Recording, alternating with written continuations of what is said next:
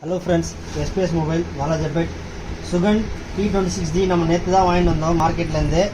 இதில் நல்லா சூப்பராகவே இருக்குது. இது பாருங்கள், ஹீட்டிங்கோட ரொம்ப குயிக்காக இருக்குது. ஹீட்டிங்லாம் பிரச்சனை இல்லை, நம்ம வைக்கிற டெம்பரேச்சர் செட்டு அதெல்லாம் பிரச்சனை இல்லை.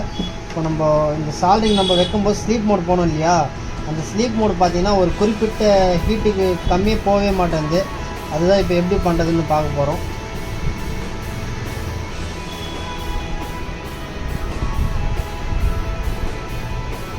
இப்போ வந்து புது மாடலு, ஆல்ரெடி நம்ம இந்த பழைய மாடல் யூஸ் பண்ணியிருந்தோம். இது சுகனுடைய மாடல் தான், இது யூஸ் பண்ணிகிட்டு இருந்தோம்.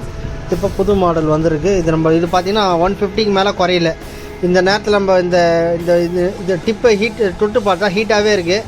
இதனால் நம்மளுக்கு கரண்ட் கன்சப்ஷன் வராதுன்றது ஒரே காரணம். அது நம்ம எப்படி ரீசெட் பண்ண போகிறோம், ஸ்லீப் மோடு ரீசெட் பண்ண போகிறோம், அது எப்படின்றது பார்க்கலாம்.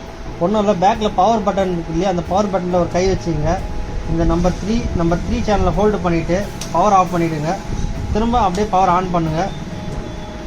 அப்போ உங்களுக்கு பிளிங்க் ஆகும். இந்த நேரத்தில் நீங்கள் இது என்ன பண்ணோம், நீங்கள் இந்த 0 எடுத்துகிட்டு வந்து திரும்ப ஒரு வாட்டி ஹோல்டு பண்ணிங்கன்னா அது ஹோல்ட் ஆகிடும். இப்போ பாருங்கள், திரும்ப நான் சால்ட்ரிங் ஸ்டேஷன் எடுக்கிறேன். சால்ட்ரிங் ஒர்க் ஆகுது. 350 இருக்குது. இப்போ நான் வைக்கிறேன், திரும்ப வந்து 0க்கு போயிடும் பாருங்கள்.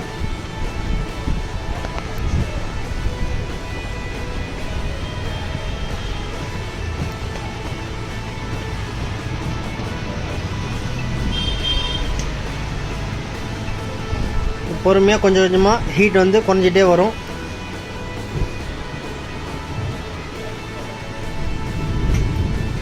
ஆல்ரெடி இப்போ நம்ம கேலிப்ரேட் பண்ணதுக்கு முன்னாடி பார்த்தீங்கன்னா 150ல் வந்து ஸ்ட்ரக் ஆகி நிற்கும். இப்போ பார்த்தீங்கன்னா 150 கீழே வந்தோடனே 0 ஆகிடுச்சு. நம்மளுடைய டிப் எப்படி பார்த்தாலும் இப்போ வந்து கூலிங் ஆகிட்டு இருக்கும்.